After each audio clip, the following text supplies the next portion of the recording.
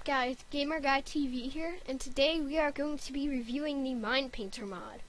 Now the Minepainter mod, the way I like to look at it is split up into the painting section and the chisel section.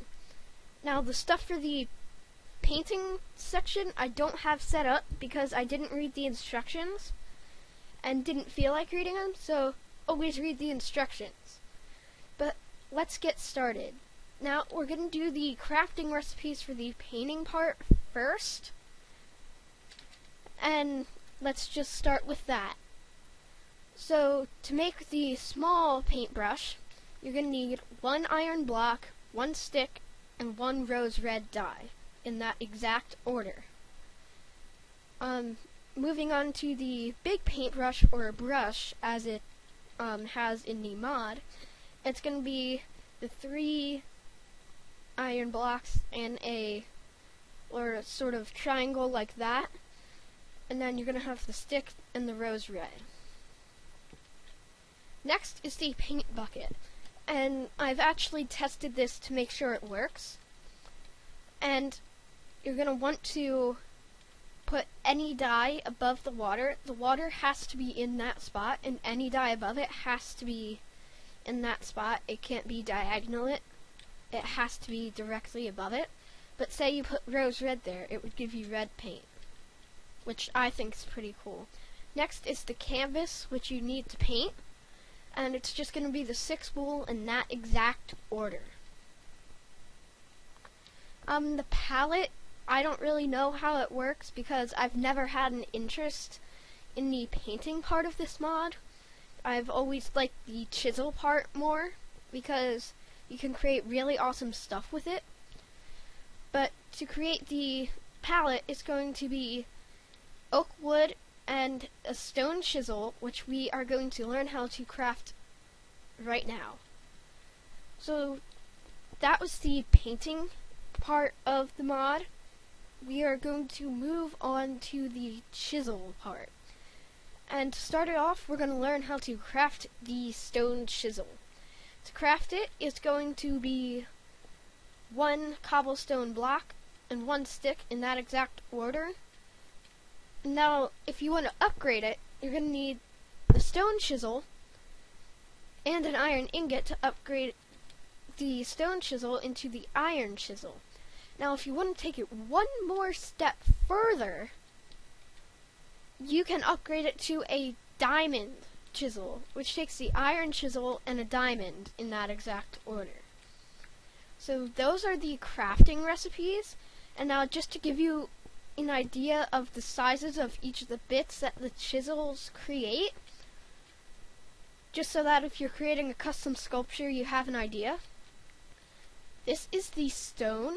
It's not in stone because I just chose a color of wool to do, but it's going to look like that, and it's going to be about 1/8 of a block. So you're going to need like a bunch of those to be able to make one single block. That's the downside of that one, but on the plus side, it gives you a really creative opportunity to do stuff you normally can't do with blocks. Moving on to the iron, it's good if you're like chiseling out a face and something and you want both sides, so that's where that would be really good. It's sort of long and it sort of looks like a stick that a dog could go fetch, but yeah.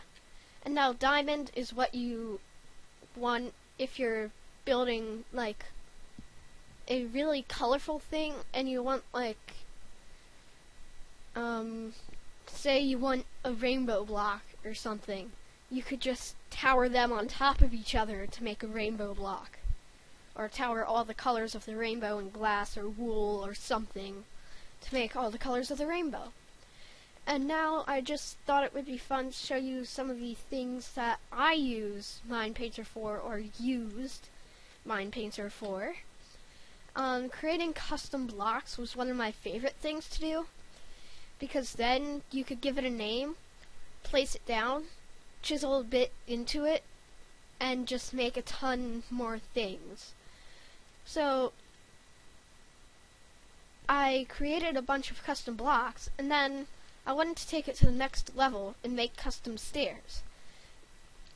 And to do that, when you destroy the block, it makes it as a sculpture so that you can actually place it down again. But if you place it down again, it'll let you chisel into it even more. So it'll just sort of allow you to create awesome stuff like stairs out of a sculpture, and also slabs. And the thing here is it doesn't know it's a slab, so if you go to stack two on top of each other to make a block, it's not going to work. It's going to stack another one, so to be able to do that, you would need two custom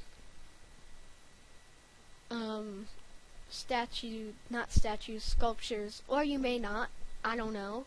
I haven't tried that yet, but I think it's really cool that you can make custom stuff like this, and you can just mess around with it. There are endless possibilities. There are just endless possibilities to this. That is all I have to show today. I really hope you enjoyed this video, and I really hope that you can go out and create something with this mod, because that would be awesome. And I'll see you next time. Bye.